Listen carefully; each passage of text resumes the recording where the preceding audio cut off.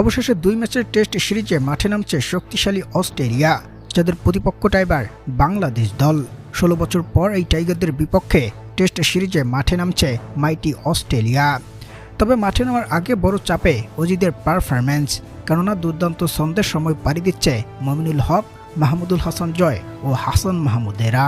যদিও দলের সাথে ইনজুরির কারণে থাকা হয়নি বর্তমান সময়ে অন্যতম সেরা টাইগার পেজার নাহিদ রানার, তবুও ম্যাচ নিয়ে বেশ আশাবাদী টাইগার অধিনায়ক নাজমুল হাসান শান্ত।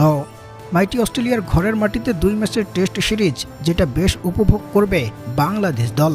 সেই সাথে ধারণা করা হচ্ছে অজিরা নিজেদের সর্বোচ্চ শক্তিমত্তাধারী একাদশ প্রকাশ করলেও প্রথম টেস্টে ইনিংস ব্যবধানে এগিয়ে যাবে বাংলাদেশ দল, কেননা সাম্প্রতিক টাইগার ব্যাটারদের ব্যাট হাতে অসাধারণ আর দুর্দান্ত পারফরম্যান্স সেটারই স্পষ্ট প্রমাণ মেলাচ্ছে। অন্যদিকে বল হাতে তাসকিন আহমেদ, হাসান মাহমুদ আর মেহেদী হাসান মিরাজরাও জ্বলে ওঠার অপেক্ষায়। তাই সব মিলিয়ে এখন শক্তিশালী অস্ট্রেলিয়ার বিপক্ষে বাংলাদেশের পারফরম্যান্সটা দেখার অপেক্ষা।